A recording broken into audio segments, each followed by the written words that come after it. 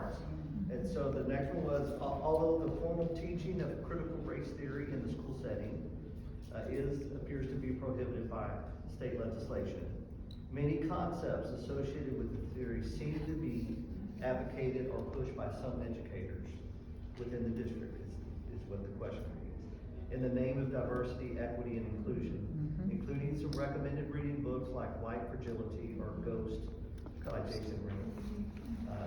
So what have you done or will do from a board level to protect against that or push back to that for what many in the community believe is an inappropriate woke ideology?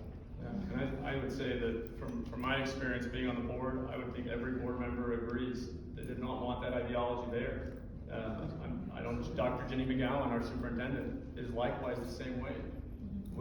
Like I said before, I think it's a pretty concrete thing where we make every vendor that comes to do business with us sign a statement saying that they're going to not do it. And I know that just this last year, we've pulled business from 2 people who refused to sign that.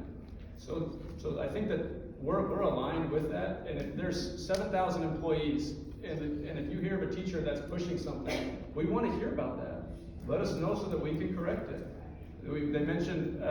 Someone mentioned about someone that came to give an optional training for teachers who had separately published a book where they said certain things, but they had signed the thing that when they were giving that training, my understanding it was looked at that they said that they signed something they're not going to be pushing that while they were there, and so I mean we want to make sure that we keep this out. We would look forward to this kind of involvement to keep it out.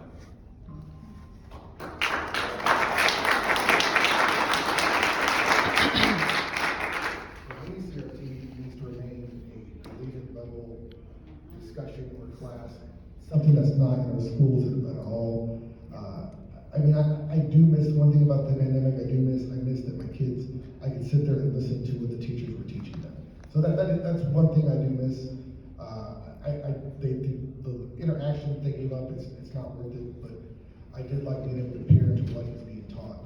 I definitely don't think CRT needs to be anywhere near. I think teaching on race is egregious. I just don't know why we can't teach just to treat other people as you want to be treated. To me, it's just as simple as that.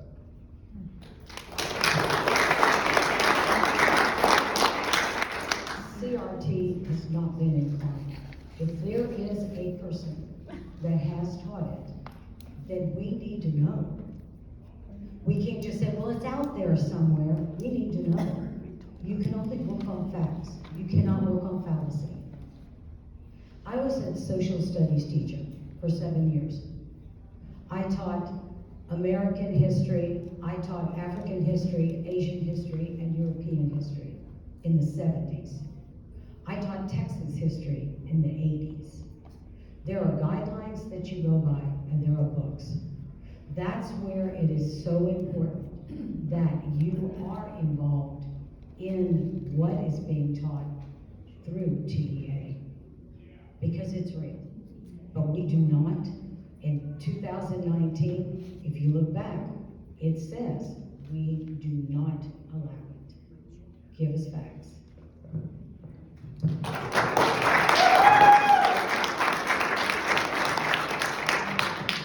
Well, here's a fact. The equity resolution that both of the incumbents signed last year was filled with tenets of CRT. And I think there's a lot of confusion about what it really is. An equity resolution where you're telling people that they're racist without even knowing it, and we're gonna apologize for that, is a critical race theory, and you need to understand what it is in order to get rid of it. And right now, we don't have board members that understand what critical race theory is, don't understand the push that is being brought through our training courses that we see coming through, that we complain about to the district. Why do you think that the redacted pages of Holdsworth training was redacted? It's training for teachers. It should be public information. It's because the equity and diversity push is real. It's coming in, and we need people that understand that are willing to uncover every rock and make sure that it is not coming into our schools anymore. Yes.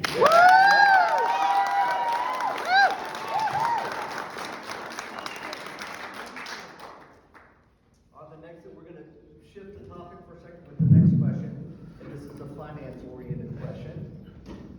In what way would you as a board member assure oversight of the proper use of the bond funds that the community committed to on behalf of the school district, what way do you assure proper oversight for the proper use of the bond funds with respect to our school district? Christian? Well, proper oversight is going to have a lot to do with what types of, again, a lot of the trainings that we're spending our money on, we need to make sure that we're spending those on things that aren't bringing that ideology into the school. But you need to make sure that we're spending money in the way that we maybe promise our district that we're going to be spending it. Like if we say we're not going to spend our money or raise our taxes when the first two bonds are passed, we should probably not raise our taxes. When we say we're going to wait till 2023, we shouldn't just decide between the day that the bond passed on May 7th and the first board meeting to spend $150 million of that bond money when we were told it wasn't going to be spent till 2023. I don't want to see our board members talking about how we have the lowest tax rate in 30 years when actually it's a 6.38% on average tax rate increase. And just some of those simple things, being clear and again transparent with how we communicate those issues to the district is so important, and it's so lacking right now in Klein.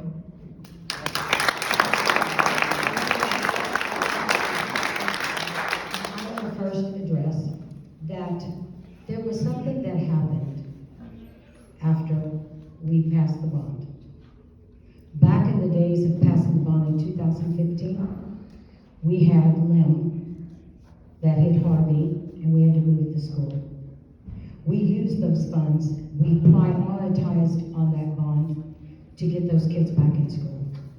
The same thing happened this year with Uvalde. All the priorities went up. The priorities in safety went to number one. That's why there was an adjustment. It's a blueprint. It's not verbatim, you're going to spend this then and spend that then. You're going to have to handle situations that arise. And I'm going to let him finish with it because I know I'm out of time.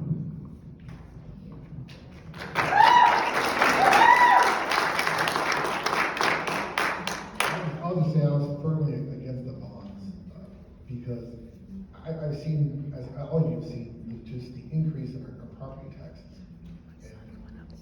It's my house went up over $100-something thousand. I mean, if I wasn't homesteaded, I can't imagine the taxes that would be on my house this year. It's just, I see the millions of dollars increasing, and I would like to see some oversight in how these vendors are selected, who's selected. What I do primarily for a job is I support your factory, so getting bids and quotes is fundamentally what I do every single day. I went through that 240-page budget. It's a mountain of information, and I would like to understand more how these vendors are selected, who's getting the jobs, how are they getting the jobs. That's just, so oversight of that is something I would commit to if I was on the board.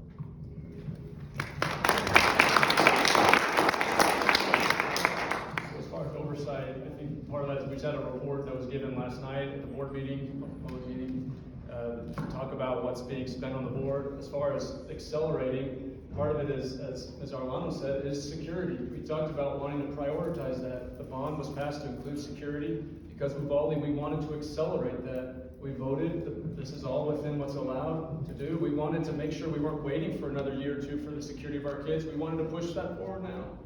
As far as the thing for the bond, the tax rate has come down. The appraisal of the district is what sets the appraisals of our homes. The school board, we set the rate that applies. The rate is lower, right? The appraisal district sets the appraisal of your house. So if you're paying more in taxes with a lower rate, if your appraisal goes up, that's how your taxes are determined. But as far as what the board controls, the INS rate for the bond, that went down and we lowered that this last time rather than it staying the same. We told the community if A and B passed, it would stay the same. We actually decreased it, even though we didn't need to decrease it, we decreased it anyways.